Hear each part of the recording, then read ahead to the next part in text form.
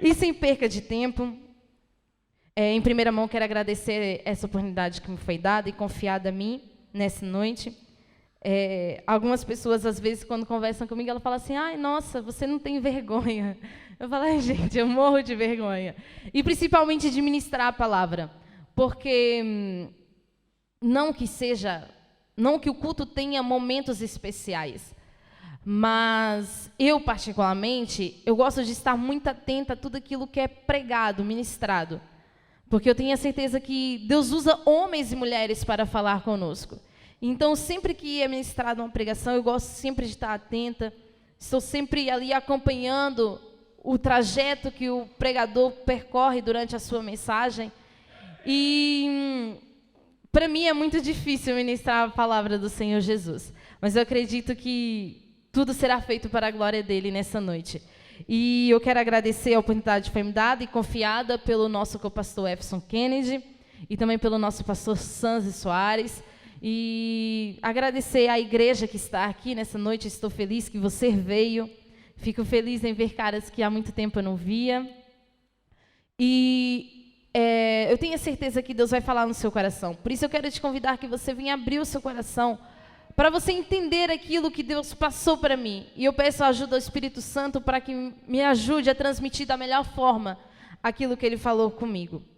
Eu quero te convidar a abrir a sua Bíblia no livro de Gênesis, capítulo de número 12. Com essa conversa toda, nem sei se cumprimentei os nossos irmãos internautas, mas quero estar cumprimentando você que nos assiste aí através agora da sua casa, com a paz do Senhor Jesus. Tenho certeza que Deus irá falar no teu coração nessa noite. Mas eu também tenho certeza que você pode ser usado por Deus nessa noite, apenas compartilhando este link, enviando para alguém que talvez precisa de ouvir aquilo que vai ser pregado nessa noite. Gênesis capítulo de número 12, fácil de achar, amém? Vou estar lendo na minha Bíblia é a mensagem, a linguagem dela é contemporânea, por isso vai estar um pouco diferente da sua, mas aquilo que Deus tem para falar é o mesmo. E no versículo 1 do capítulo 12 diz o seguinte: o Eterno disse a Abrão, deixe sua terra, sua família e a casa de seu pai, e vá para uma terra que eu mostrarei a você. Farei de você uma grande nação, e o abençoarei. Tornarei você famoso, você será uma bênção. Abençoarei os que o abençoarem, e amaldiçoarei os que o amaldiçoarem. Todas as famílias da terra serão abençoadas por seu intermédio. Abraão partiu dali, como o Eterno havia ordenado, e Ló foi com ele. Abraão tinha 75 anos de idade quando saiu de Harã. Ele levou consigo sua mulher Sarai, seu sobrinho Ló e todos os bens e pessoas que havia adquirido em Harã. Tomaram rumo de Canaã e chegaram àquela terra são e salvos. Abrão atravessou o seu território até Siquém, onde estava o carvalho de Moré. Na época, os cananeus ocupavam a região. O Eterno apareceu a Abrão e disse: darei esta terra a seus filhos. Então, Abrão edificou um altar no local em que o Eterno havia aparecido. Quem não conhece aqui a história de Abraão, não é verdade? A história de Abraão, ela é muito importante para nós cristãos conhecermos, e eu tenho a certeza que foi esse o intuito que o Senhor me deu essa palavra nessa noite, porque a história de Abraão é simples, é o início de tudo aquilo que nós cremos e acreditamos. E por ser o início, por ser tão pregado, tão falado, muitas das vezes nós tiramos os olhos de detalhes importantes na história de Abraão. O Senhor Jesus, ele manda Abraão sair da sua terra, ir para uma terra, como o Senhor diz, uma terra que eu te mostrarei. Eu fico imaginando a cabeça de Abraão naquele momento. Que terra é essa? Aonde fica? Para que lado eu vou? Tá bom, vou sair, mas vou para a direita, vou para a esquerda, vou para frente, vou para trás? Porque Deus nem sequer lhe disse, olha, sai da sua terra e vai para Canaã. O Senhor não disse isso. O Senhor, ele simplesmente disse, eu te mostrarei. E é surpreendente como Abrão, pelo menos a Bíblia não mostra, né? Nós não temos a certeza disso, mas sem questionamentos, ele decidiu ir. Ele simplesmente foi. O Senhor disse, vai para uma terra que eu te mostrarei. Ele foi. Imagina o Senhor Jesus virar para você, olha, entra no seu carro e vai numa terra que eu te mostrarei. Foi. Às vezes dá certo, como aconteceu com o nosso pastor Francisco Rocha, que ele contou que ele precisava de ir num lugar, ele não sabia onde é que era, e falou, pastor Francisco fez igual Abraão, eu vou, aonde o Senhor falar, eu vou. E outro detalhe muito grande é que ele diz, farei de você uma grande nação. A esposa de Abraão, ela era estéril. Abraão, ele tinha 75 anos de idade. Eu te pergunto, uma pessoa de 75 anos de idade, ela ainda tem esperança de ter um filho? Ela ainda acredita que pode vir algo ali deles? Eu tenho certeza que Abrão e Sarai já estavam conformados com a situação. Eles já estavam, tudo bem, a gente não vai ter filho, chegamos aqui, depois da gente acabou, morreu, não tem mais. Depois da gente, não tem mais geração. A gente não vai deixar descendentes nessa terra. E o Senhor vai e fala para Abraão, olha, farei de você uma grande nação. Imagina você falar, mas gente, como? Como uma grande nação? Sendo que minha mulher nem pode ter filho. Eu tenho 75 anos de idade. Como isso vai acontecer? E outro detalhe muito importante é a idade que a Bíblia faz questão de mencionar. De 75 anos de idade que Abraão tinha. Uma pessoa de 75 anos de idade, pelo menos eu me imagino, quando eu tiver meus 75 anos de idade, eu quero estar relax na minha vida. Eu quero estar tranquila, os netos, filhos, se até lá o Senhor Jesus não tiver voltado, eu quero estar tranquila. O que eu tinha para fazer, eu já fiz lá para trás. Com 75 anos de idade, eu não quero me aventurar. Eu fico imaginando, 75 anos de idade é mais ou menos a idade dos meus avós. Se meu pai ou a minha mãe chega para mim, olha, seu avô, sua avó vai sair por aí. Para onde? Ah, ele não sabe, ele só vai. Eu falava, manda internar, que ficou louco. Bota no asilo, porque o velho tá maluco. Não tem como. O que uma pessoa de 75 anos vai se aventurar? Eu fico imaginando, Abraão, ele era uma pessoa muito louca, porque... Outro detalhe muito importante é que Abraão, ele creu num Deus desconhecido. Nós hoje, talvez se hoje o Senhor Jesus virasse para mim, para você e dissesse, olha, vai para uma terra que eu te mostrarei. Você já conhece a história de Abraão e você sabe que no final vai dar certo. Mas Abraão, ele não tinha nada como garantia de que iria dar certo. Eu acredito que ele até mesmo, ele pensou, olha, eu posso estar maluco, mas eu já tenho 75 anos de idade mesmo, não tem nada a perder. Se eu morrer, morri. Vou. Mas eu fico pensando, gente, eu com 75 anos de idade, eu não seria corajosa e não teria fé como Abraão. Eu com 75 anos de idade, foi como eu disse, eu quero estar tranquila. Eu não vou estar com vontade de me aventurar. Porque afinal a gente não está falando de um casal de 20 anos. Deus não está mandando um casal de 20 anos, olha, vai para uma terra que eu te mostrarei. Sua esposa não tem filhos, mas eu farei de você uma grande nação. Vai, confia. Você pensa, olha, epa, minha esposa ainda tem 20 anos, até lá, Deus ainda pode fazer um milagre. É menos surpreendente, né? Se você falar, olha, aquela irmã não podia ter filhos. Ah, quantos anos ela tinha? Ah, tinha 20. Ah, então estava tudo tranquilo. Mas quando você para reparar numa pessoa... que Sarai, ela era 10 anos mais nova que Abraão, uma pessoa de 65 anos, ela acreditar que é só pegar as suas coisas e ir para um lugar totalmente desconhecido, sobre a ordem de um Deus que pouco se sabe, porque hoje nós temos nossas Bíblias que contam as histórias, nós temos pessoas que viveram e passaram de geração para geração aquilo que Deus fez. Só que Abraão, ele não tinha nada disso. E eu acho muito interessante que ele larga tudo para viver uma promessa. E eu quero, neste momento, te mostrar o caminho que Abraão, ele trilhou. Abraão, ele saiu e foi. Foi, andou, caminhou, até que ele chegou em Betel. Lá em Betel, o Senhor apareceu para ele, firmou a promessa, disse... darei essa terra aos seus filhos. E Abraão, com a fé firme e forte, confiando e acreditando que Deus faria aquilo. Aí Deus vai e fala, ó, ponto, chega de Betel, vamos para Neguebe. Vai Abraão e toda a tropa que ele carregou junto com ele para Neguebe. Chega em Neguebe, Deus faz o primeiro teste com Abraão. Porque a Bíblia vai dizer que quando Abraão chega em Neguebe, uma fome assola aquela cidade. Você já parou para pensar se você estivesse largado tudo, saído para viver uma promessa, para uma terra que eu te mostrarei, o Senhor vai e mostra, olha, vai para Neguebe. Ele chega em Neguebe, fome em Neguebe. Abraão, ele devia ter pegado as coisas dele e imediatamente voltado para trás. Olha, afinal, eu fiquei louco mesmo. Essa história, eu não sei o que aconteceu com a minha cabeça. Caí, bati com a cabeça em algum lado, só pode. Porque como é que eu vou para um lugar que diz que eu serei uma grande nação, que diz que eu serei abençoado, e eu chego nesse lugar, tem fome? Eu acredito, se fosse você, muitos daqui brasileiros que saíram do Brasil, se quando você chegou aqui em Portugal, você chegasse em Portugal e você se deparasse com uma fome terrível aqui neste país, você tinha caído fora e voltado para o Brasil. Você não ia ficar aqui padecendo.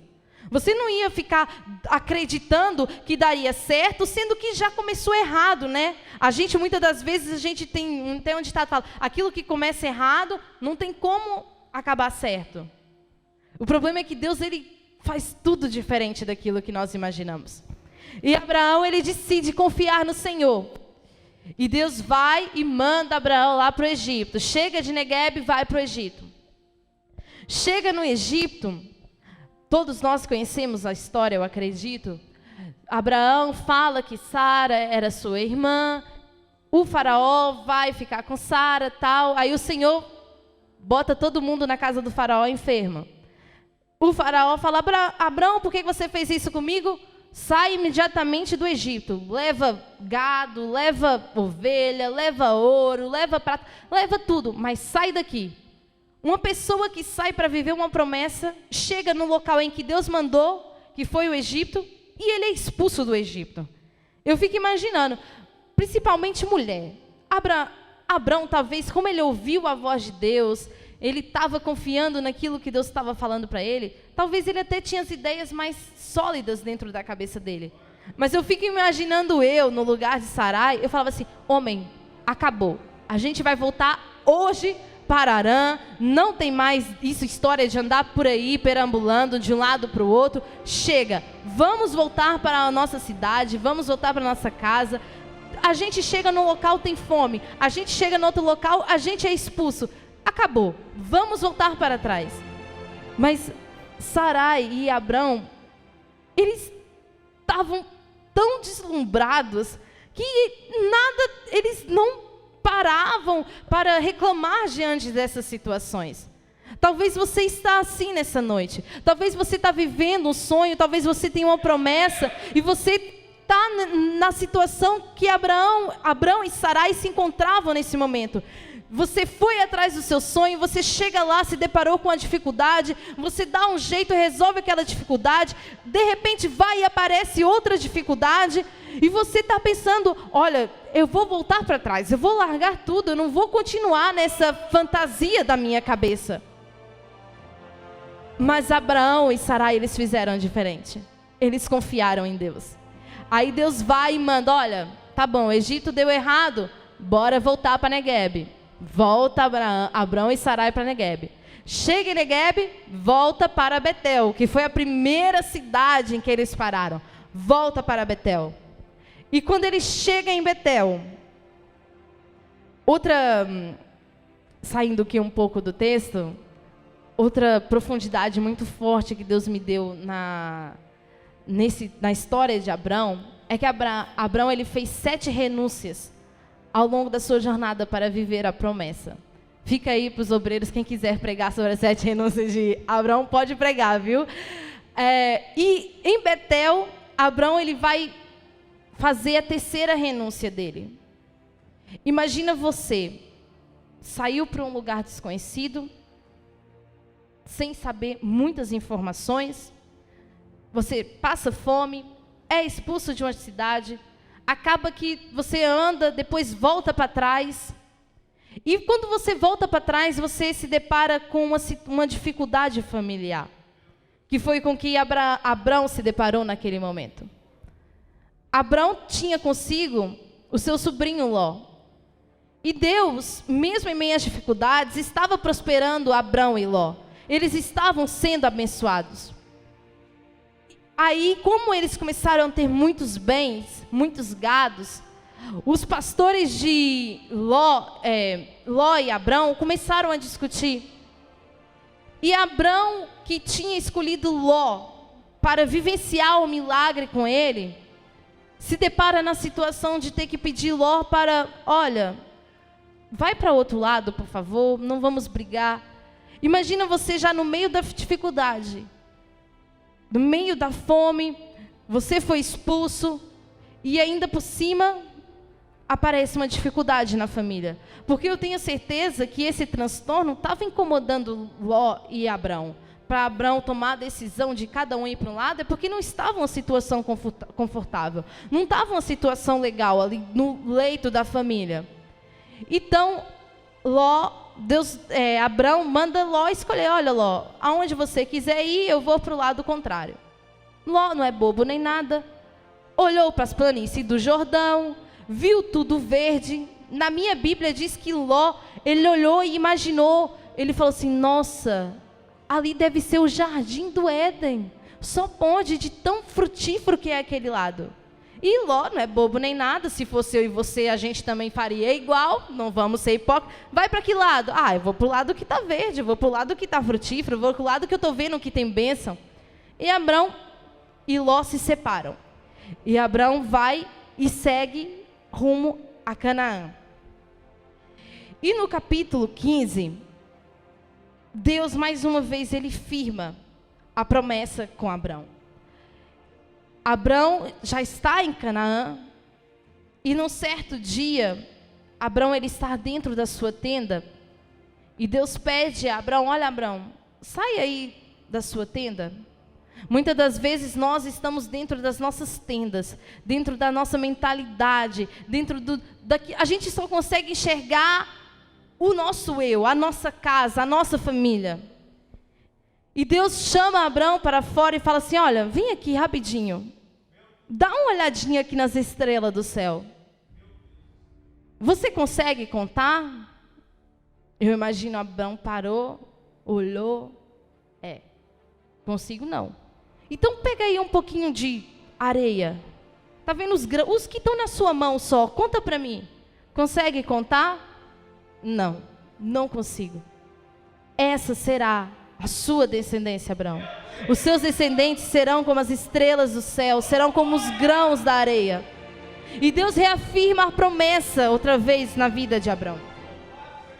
Só que nessa altura da narrativa da história, ainda não havia nenhuma evidência de que a promessa se cumpriria. E que Abrão ele estava perto de viver aquilo que Deus chamou. Deus reafirmou, mas evidências físicas ao olho humano não tinha nenhuma. Porém, quando Deus ele faz uma aliança conosco, a aliança é a garantia de que Deus está trabalhando por nós e em nós para nós vivermos a promessa. Talvez você nessa noite se encontre sem entender o porquê de muitas coisas. Entra no seu quarto, fecha sua porta, fala, Senhor, o Senhor me prometeu, mas eu preciso que nessa noite, nessa tarde, nessa manhã, o Senhor reafirme a sua promessa na minha vida. Eu preciso entender se eu estou na direção certa, se eu estou no caminho certo. Porque Abraão, eu tenho a certeza, ele não via como aquilo iria acontecer. Ele estava sim sendo abençoado financeiramente, mas Deus não prometeu para Abraão que ele seria rico. Deus não prometeu para Abraão que ele teria muito gado. Não, Deus prometeu para Abraão que iria fazer dele uma descendência grande, como as estrelas do céu, como a areia da terra. E aí, mesmo Deus afirmando a promessa, Abrão e Sarai vai e tenta dar o jeito humano de fazer a promessa se cumprir. Eles já estavam há 10 anos em Canaã. As possibilidades eram nulas, parecia que não ia dar certo. E pela lógica humana não tinha nenhuma situação, não tinha nenhuma possibilidade. Eles estavam 10 anos mais velhos de quando eles receberam a promessa.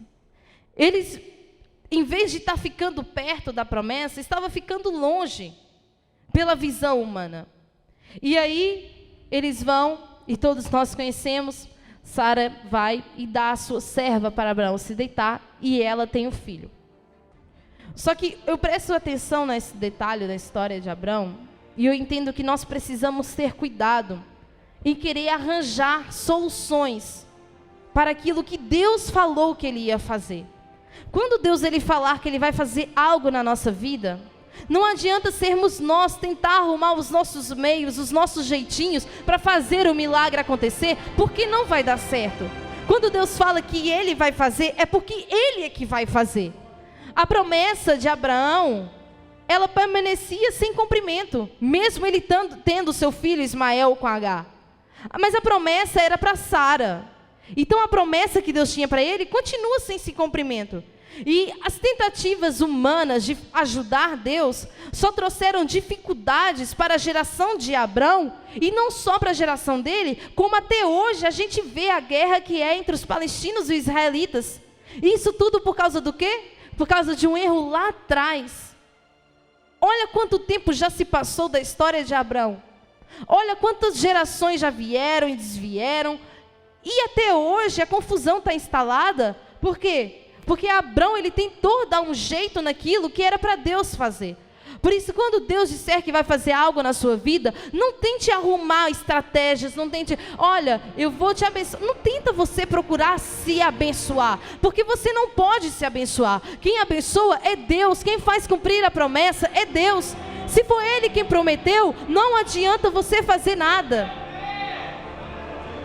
Quando Deus promete uma coisa, sempre que eu estou com a fé assim meio estremecida, e não estou acreditando muito naquilo que Deus vai fazer, eu me lembro de Josafá. Quando o Senhor disse, olha, fica quietinho. Nessa peleja, você não vai ter que pelejar. Quem falou fui eu. Quem vai fazer sou eu. Você só fica quieto. É aquilo que é a nossa frase. Quando eu luto, eu canso. Mas quando eu oro, eu descanso e Deus trabalha. Porque há coisas que não adianta a gente tentar fazer. Não adianta nós tentarmos dar os nossos jeitos, porque não vai dar certo. Há coisas que nós temos simplesmente que colocar nas mãos do Senhor e deixar para Ele resolver. Aí nós chegamos no capítulo 17. No capítulo 17, Deus chega e muda o nome de Abrão e Sarai para Abraão e Sara. Aí, quando Deus muda o nome de Abrão e Sarai, eu começo a ver que não só mudou o nome deles, mas dentro deles, os seus desejos, a sua fé, tudo que tinha dentro deles também foi mudado. Eles já não estavam como eles estavam antes, quando eles saíram de Harã, quando eles se chamavam Abrão e Sarai. Eles eram outras pessoas. E a partir do momento que Deus muda o nome deles, no capítulo 21, eles estão prontos para receber o cumprimento da promessa de Deus. Aí, esse breve resumo da história de... Não tão breve, né? Mas esse resumo da história de Abrão, só para te fazer entender que, mesmo diante de uma promessa de Deus, mesmo Deus falando que Ele iria fazer, não significa que Abraão ele teve dificuldades no meio do caminho. Não significa que Deus prometeu hoje e amanhã Ele fez. Deus não mandou Abraão sair da sua terra e falou, olha, vai para Canaã. Ele chegou lá em Canaã e engravidou. Não, não foi assim tão simples.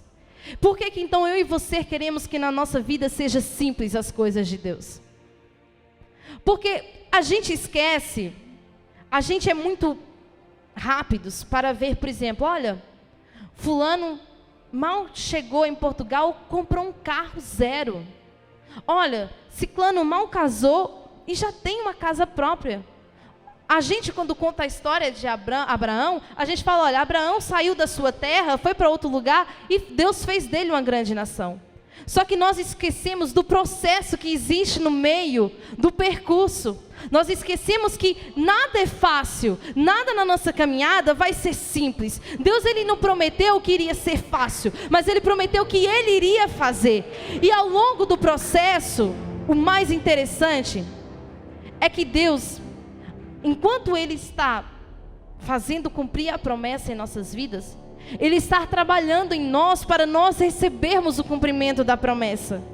Talvez, quando Abraão tinha 75 anos de idade, ele não estava pronto para ter um filho. Sara, com 65 anos, por mais que pareça que ela estava velha, ela não estava pronta para receber um filho. Eles estiveram prontos quando Deus entregou o filho para eles, que foi para quando Abraão tinha 100 anos de idade. E não será diferente na nossa vida.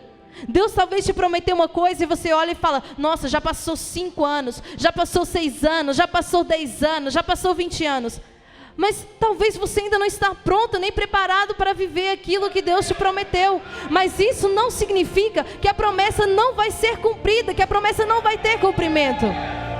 Não significa que Deus esqueceu daquilo que Ele prometeu. Porque nós, seres humanos, e mediante a dificuldade, a gente, Senhor, o Senhor esqueceu que o Senhor prometeu, o Senhor esqueceu que o Senhor iria fazer. É isso que o Senhor quer para mim?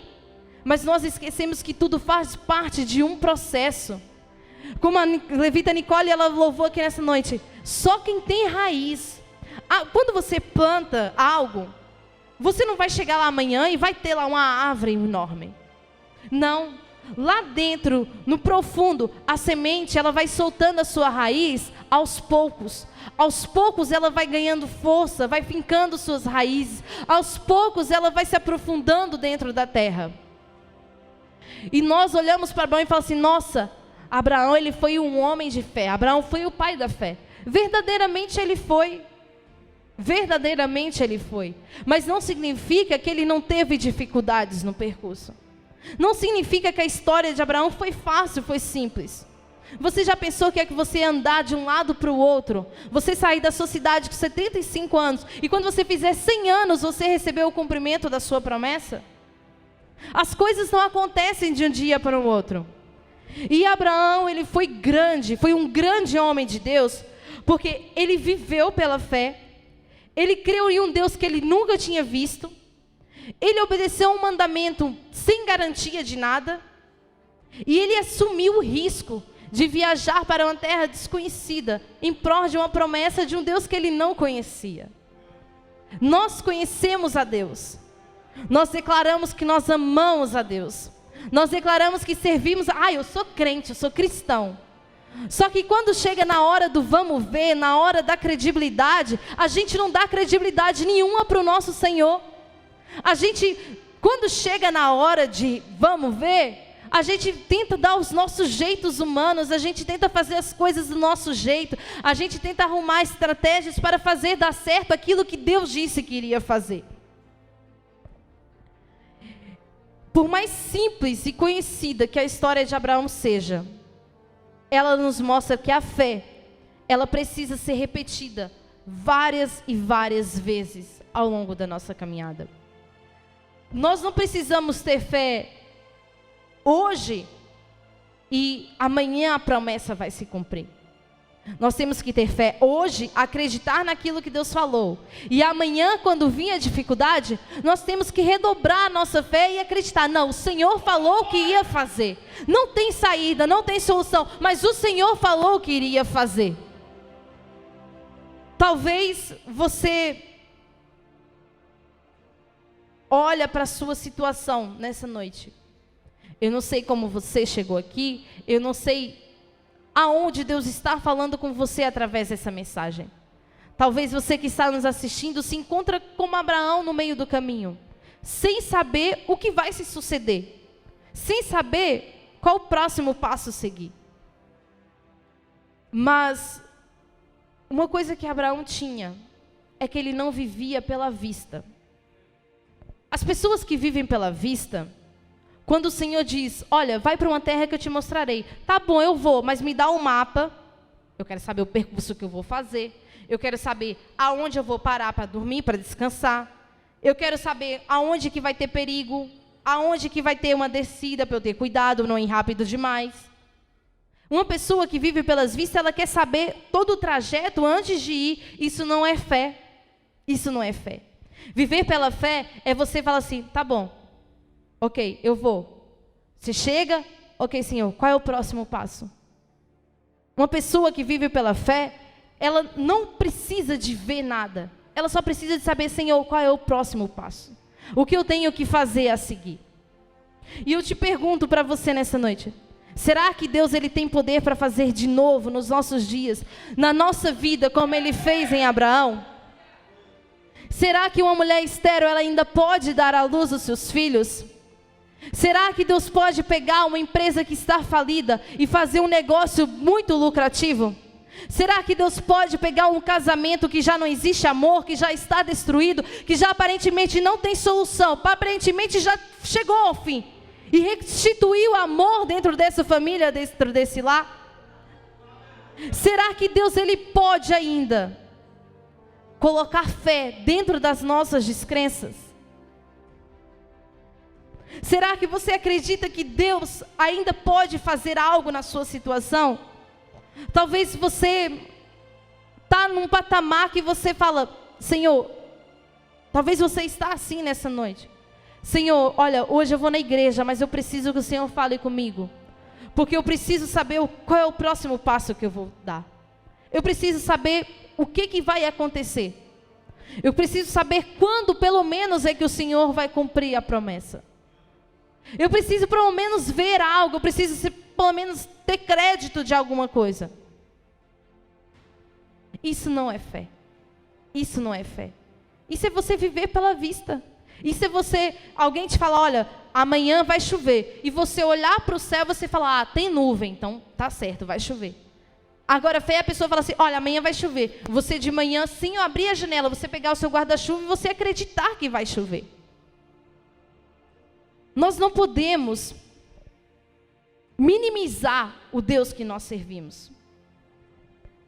Nós não podemos colocar o nosso Deus dentro das nossas caixinhas humanas, dentro do nosso pensamento humano que é pequeno.